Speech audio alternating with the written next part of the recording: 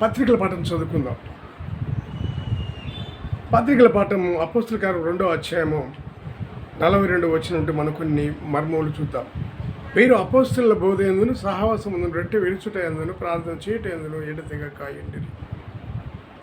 వీళ్ళందరూ ఎంతటి అపోస్తుల బోధ యందును సహవాసం అందును రొట్టె విరుచుట యందును ప్రార్థన చేయుట యందును ఎడతెగక ఉండిరి. ఎంత కృతజ్ఞత భావం కలిగి ఉన్నారు చూడండి.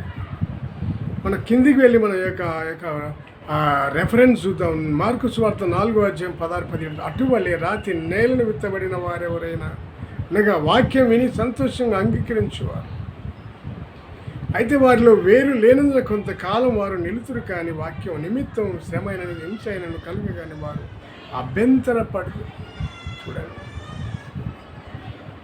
దేవుని వాక్యాన్ని దేవుడు ఆ తండ్రి అయిన దావీదు రాసినటువంటి కీర్తనను మనం చదువుకొని మనం ఆధారం చేసుకొని మనము ఆయన కలగజేసినటువంటి వారము అని చెప్పి దావీదు చెప్తున్నాడు.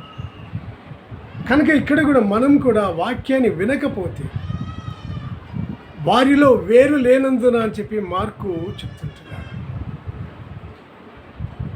దేవుడు మనం కలగజేశాడు, ఆ మాట మనం వినలేదు.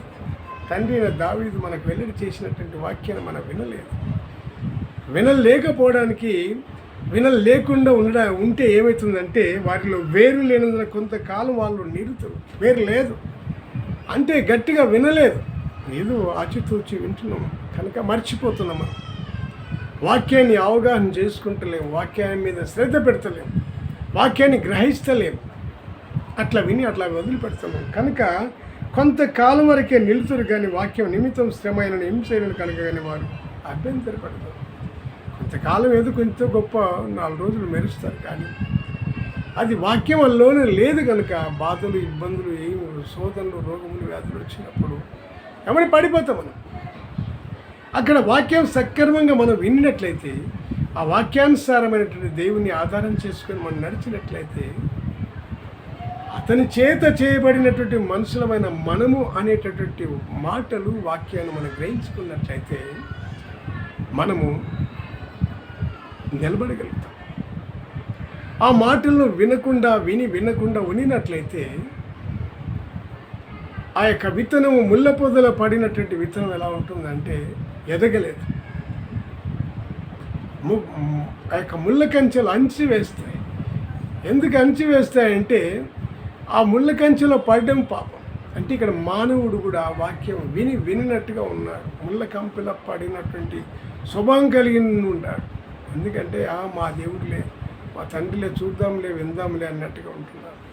అక్కడ తండ్రి అయిన దేవుని వాక్యాన్ని మనం శ్రద్ధగా ఆలకించి ఆయన కలగజేసినటువంటి వారం మనము. ఆయన వల్లనే మనం కలిగినాము. ఆయన లేకుండా మనం కలగలేదు. ఆయన లేకుండా భూమి లేదు, నీరు లేదు, ఆకాశం లేదు, భూమి లేదు, సకలము లేదని మనం ఎప్పుడైతే ఆ వాక్యాన్ని గ్రహిస్తామో ఫలించేది వృక్షం వలె మనం ఉంటాం. ఇంకో మాట చూద్దాం. అదే లూకా సువార్త 24వ అధ్యాయము 35వ వచనం. త్రోవలో జరిగిన సంగతులను ఆయన రొట్టె విడుచడం వలన తమకేలాగూ తెలియబడను అది తెలియజేసి ఎన్ని మర్మములు మనకు తెలియపరుస్తుంటున్నారు. ఎందుకు మనం వినలేకపోతుంటున్నాం? దేవుని వాక్యాన్ని మనం గ్రహించలేకపోతుంటున్నాం. అప్పుడు 43వ వచనం. అప్పుడు ప్రతివానికి భయం కలిగను, మరియు అనేక మహత్కార్యములు సూచక్రియలను అపోస్తుల ద్వారా జరిగాను. ఇవన్నీ అపోస్తులు ఈ కార్యాలను చేస్తుంటున్నారు. దేవుణ్ణి మహిమ చూసినటువంటి వాళ్ళందరూ ఈ కార్యములు చేస్తున్నప్పుడు సాధారణమైనటువంటి మనుషులమైన మనము చూసి భయపడుతున్నాం. ప్రతి వానికి భయం కలిగింది. అనేక మహత్కార్య సూచక్రియలను అపోస్తుల ద్వారా ఇవన్నీ జరుగుతుంటే అబ్బో అని చెప్పి. ఎందుకంటే మనము దేవుడు కలగజేసిన వారమును తండ్రి అయిన దేవుడు మనకు చెప్పినటువంటి వాక్యాన్ని మనం వినినట్లయితే, ఈ మహత్కార్యాలు వాళ్ళు అపోస్తులు చేస్తున్నారు, మన మధ్యన సూచక్రియలు చేస్తున్నారు.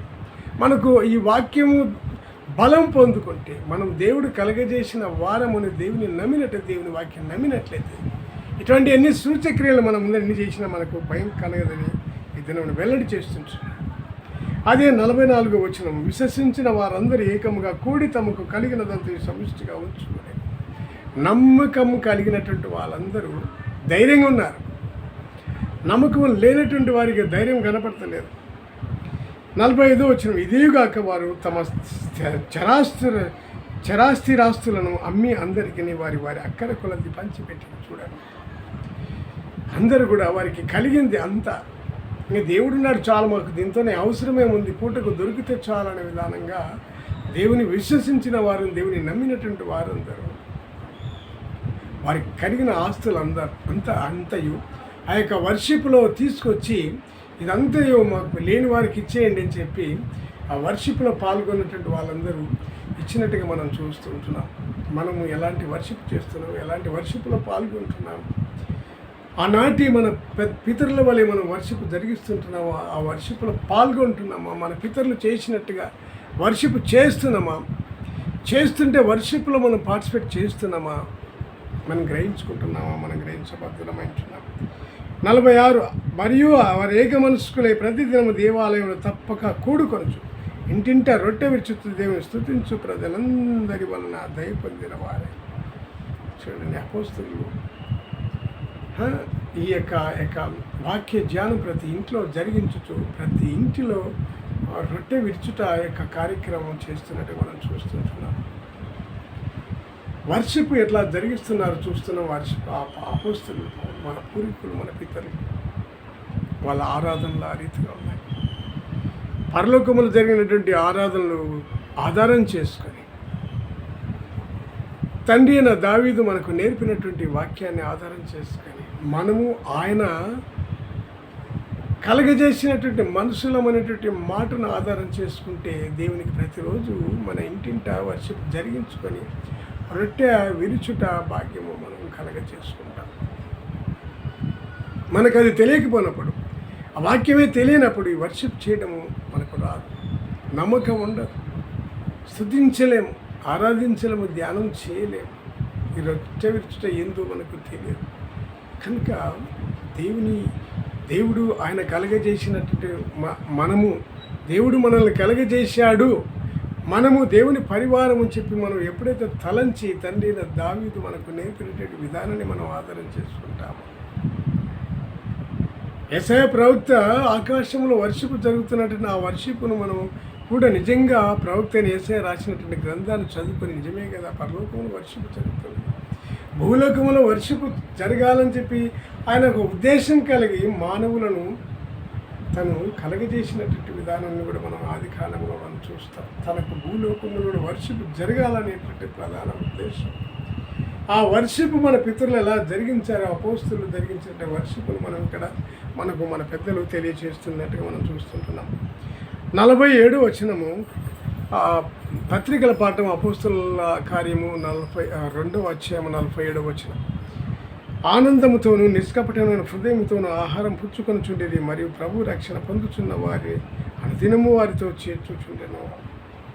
చూడండి, ఇలాంటి మనం కూడా ఆనందం కలిగి ఉంటాం. ఇదంతా దేవుని మహిమను మనం చూసినప్పుడు, ఆకాశంలో వర్షపు జరుగుతుందని నువ్వు నమ్మినప్పుడు, తండ్రి అయిన దావీదు తన జీవ గ్రంథములో, తన వాక్యములో, తన యొక్క జీవ కీర్తనలో మనము దేవుడు కలగజేసినటువంటి వారం అని చెప్పి మనకు వెల్లడి చేసినటువంటి విధానానికి దేవుడు లేకుండా మనం కలగలేదు అనేటటువంటి భావం మనకు తెలిసినప్పుడు, ఆ వర్షిపు పరలోకంలో జరిగినటువంటి వర్షిపు మనం కూడా చేయడం నేర్చుకుంటాం. ప్రజలందరూ ఆయన వాక్యమును వినుటకు ఆయనను హత్తుకొని ఉండి కనుక ఏమి చేయవలన వారికి తోచలేదు. చూడండి, ప్రజలందరూ ఆయన వాక్యమును వినుటకు ఆయన హత్తుకొని ఉంటారు. ప్రజలందరూ ఆయన వాక్యము వినుటకు మనకు కూడా ఇలాంటి ఆలోచన ఉన్నదా? ఇంత ఆశ ఉన్నదా?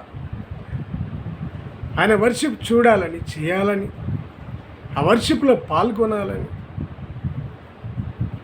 ఎందుకు దేవుడు అనేది విధానంగా మనము మొదటి వాక్యం నుండి తండ్రి అయిన దావీదు కీర్తన వాక్యము నుండి అపోస్తులు యొక్క వర్షిప్ని ఎలా జరిగించారో ఈ విధానం నుండి మనం నేర్చుకున్నాం. కొంచెం ముందుకు వెళ్దాం.